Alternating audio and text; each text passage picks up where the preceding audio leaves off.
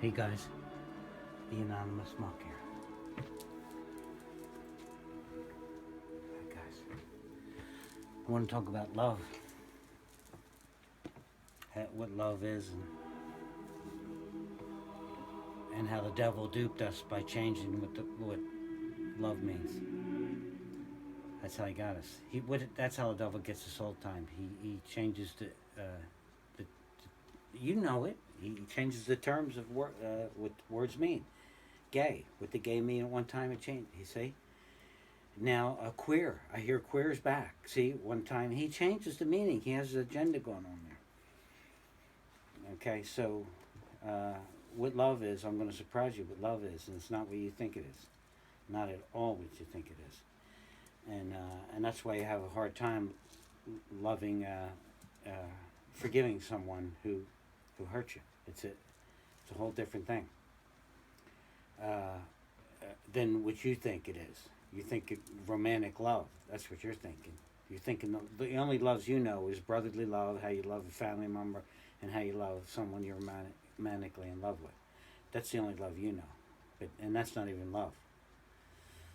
The one is a form of lust. Romantic love is a level of lust. Guys, come on, be honest with yourself. Look at it closely. Yourself, what you did in your life with it. Okay? So romantic love is lust, okay, pure and simple, okay. So there's agape love. We all know that brotherly love, which I don't know if any of you have really practiced that or know it at all, really in you at all. I don't think. I think only the religious and the monks practice that. I don't think the secular people practice that agape love. So they don't really know that brotherly love. The only love they know is the lustful love and the family love. And the family love that's a different love. I don't even want to get into that, analyzing that one now, but that's it's a dutiful genetic DNA love. So that's unto itself. It's so particular. It's so hard. It's so karmic. It's so devastating. Family relationships. That in reincarnation, as you come back, you don't switch around families. You have the same core family. You change who you are, mother, father, this time, child. But you can't just have family with different people all the time, all over. It's so karmic. It's got so much weight. You can't do that. So whoever you're with in this life, you are with in other lives. In other lives, not one, but other lives. So love. What is this love? This love. So this love that ties you together, that brings you back generation to generation. I don't know what kind of love that is. That's a it's a duty thing. It's a family. So that's not a real love either. What's this love I'm talking about? It's the one that God has. The one that He bestows upon not family members, people He doesn't like. Probably because we're all a bunch of sinners, so his love is upon sinners. So the love I'm talking about is the love that you're going to be given to your enemy, and to a stranger that you don't like, and somebody you see in the corner that you just repulse that, and that person, that you're going to love. I'm going to show you how to do that, and it's not the way you think because you don't know how to love. Okay, so let's look at what God's love is. Let's try to analyze that. And get some facts from it and see how God's love. And how about, okay, so if we know to see God's love, we got to see the opposite. Okay, what about God's hate? When God says, I hate something, He does. He says this, okay? I'm going to show you what this is. It's not what you think it is. Okay, so God says He loves and He hates somebody. Esau, and this whole thing with Jacob. Jacob I love, Esau I hated, right? Okay, so what does that mean?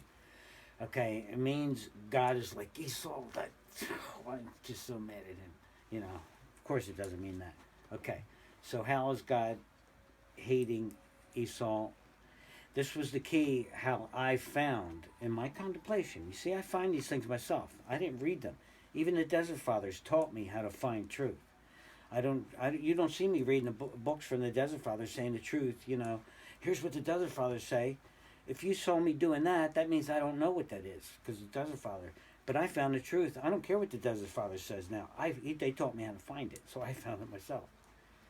Okay, so so when I was contemplating love of God, I wanted to find out what it was because I was curious about this love-hate thing. Got me going. I was like, so what does hate mean? What does it mean that God's hating this person? I'm sure it's not like we do it, right? Okay, so this is, I figured it all out. I don't want to go bring you all the way down the road. It'll take us 3 months. So, okay, so God loves like this. This is God's love. When God says, I love Jacob, it means I care for, tend to, wonder about what you're going to do, and everything about your life revolve around every facet of your life. Care about what's going to happen to you, and wanting to give you, if possible, every advantage in helping you in that journey, right? That's what God's love is. Has nothing romantic to do with it. It's like you with a little puppy, and don't you want to do the same thing with a little tiny puppy? If it was just put in your care, all of a sudden you'd want to do everything you could. Everything. That's how God is, right? He wants to do everything he can, right? It has nothing to do with romantic love, any kind of love. It's a caring, compassionate of the soul of this being. Everything about it, God cares for, okay? That's how he loves, so that's how we love. So what does it mean when God hates? It means he doesn't do that. That's it. He doesn't do that. Do you see? Does he answer his prayers? Yes.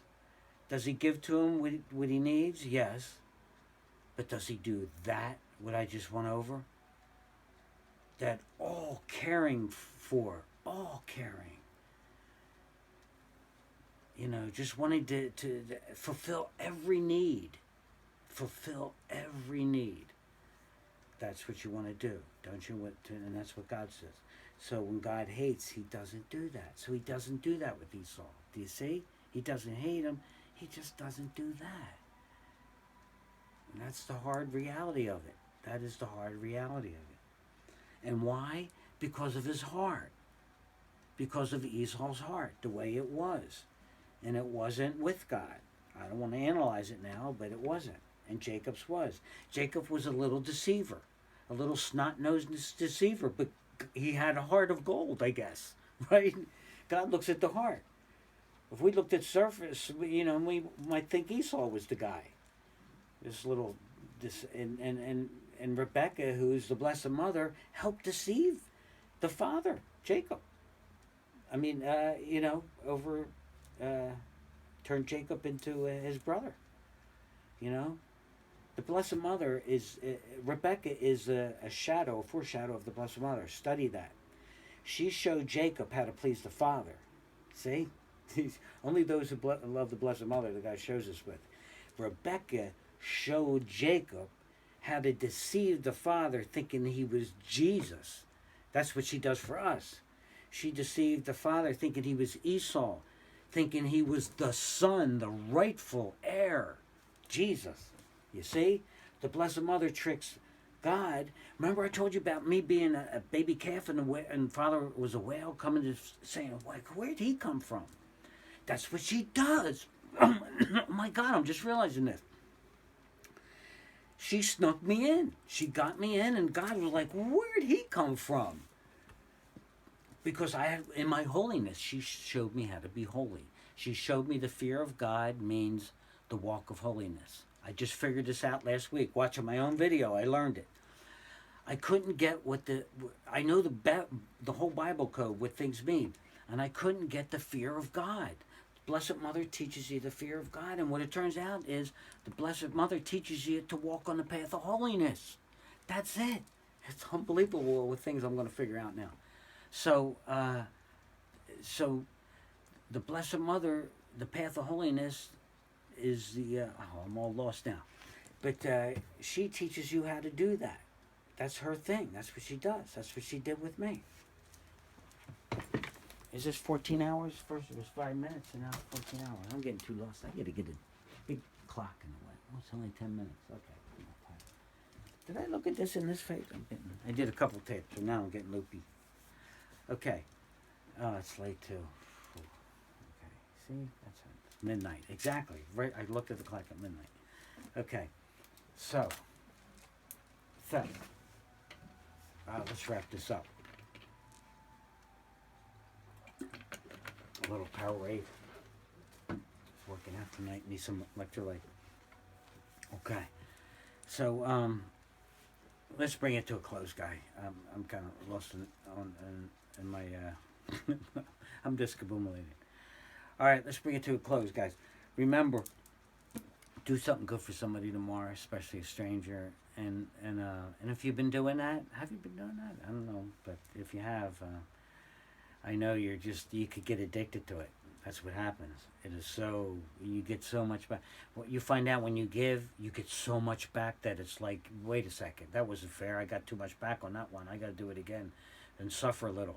I got back a smile so much from this lady who was angry with her kid, and I gave her the tip, $8 tip I had. I said, oh, I'll give it to her, you know. I saw a smile that I'll treasure, and I was like, Lord, you just gave me so much back. Now I got to give somebody else something, because there was no suffering in that one. All right, guys, be good. God bless you. Good night.